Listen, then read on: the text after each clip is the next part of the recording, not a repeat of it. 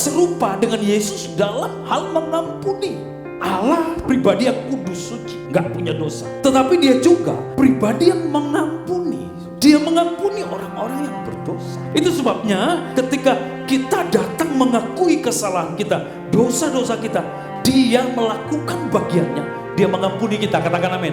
Yesus mengajarkan kita harus sama seperti Allah yang suka mengampuni, saudaraku, orang yang berbuat salah kepada kita. Kenapa, saudara? Karena kalau kita tidak mengampuni, kita tidak akan merdeka, saudaraku. Banyak orang tertawan, saudaraku, hidupnya dengan kebencian, saudara. Makanya kalau kita tidak mengampuni, kita selalu menderita. Mengampuni hanya bisa terjadi oleh kasih, saudara. Kalau tidak ada kasih, kita terus menyimpan. Tetapi kalau ada kasih, saudara, kasih itu yang membuat kita tidak menyimpan kesalahan yang orang perbuat kepada saudara.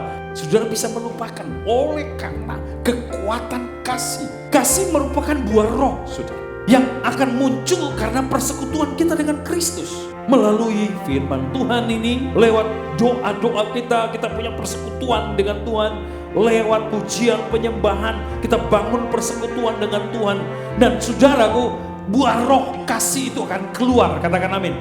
Saudara, untuk bisa mengampuni, melupakan, kita harus fokus pada persekutuan dengan Tuhan. Kenapa? Karena di situ kita menemukan kasih. Kasih kita diperbaharui selalu. Mungkin sudah mulai pudar kasih kita. Waktu kita membangun persekutuan, dibaharui. Dan kasih itu mendominasi hati pikiran kita lagi. Sehingga kita bisa mengampuni, katakan amin.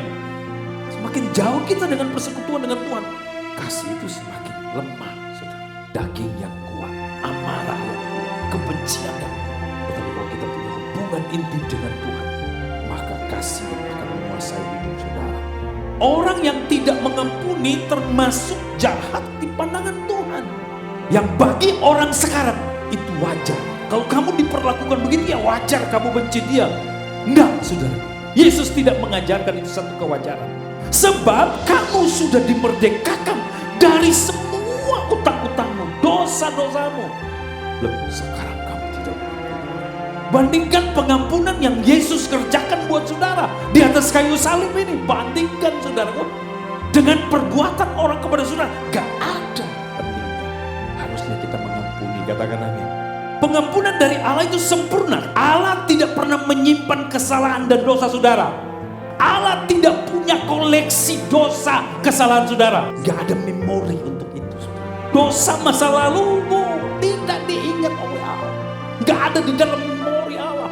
Karena pengampunannya sempurna. Dan biarlah kita serupa dengan Kristus. Amin.